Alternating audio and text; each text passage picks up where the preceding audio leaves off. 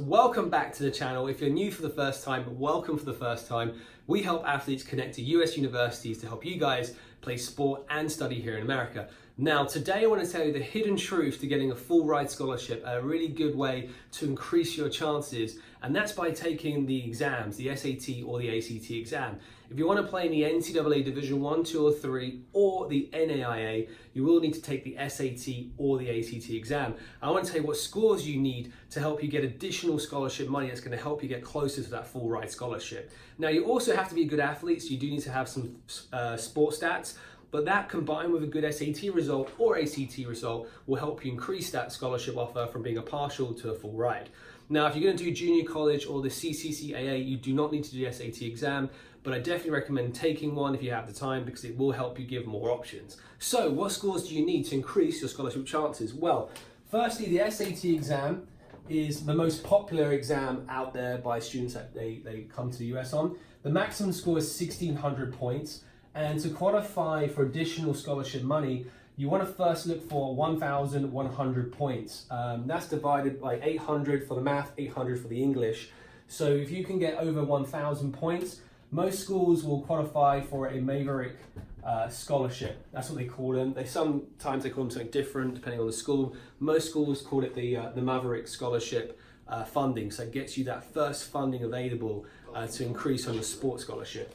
Now, if you want to be safe and get the maximum return and maximum scholarship, the best score to get is 1,400 plus.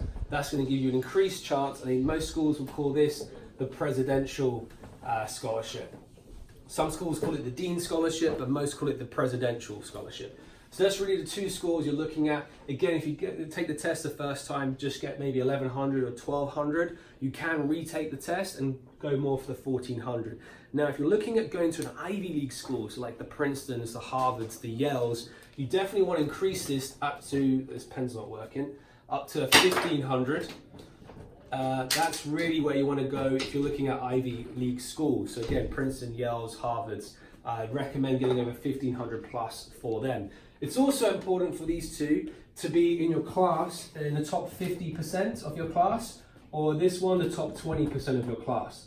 Now, I know in Europe, a lot of school systems don't rank their classes, so it's a little bit harder to do, but there are ways to get your school to give you a letter of recommendation, or then to mention that you're in the top percentile of your school.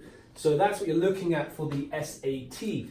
Now, the other one is the ACT, and for this one, to get the Maverick scholarship, you're looking at 23 points, and for the presidential, you're looking at 30 points.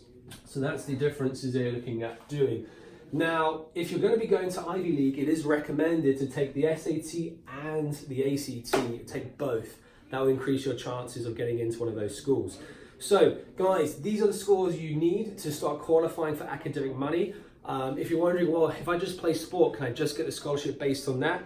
You can, but it's better if you have better scores because then the coach has more options to get more money for you from the academic aid. It looks like someone just smashed something in our office.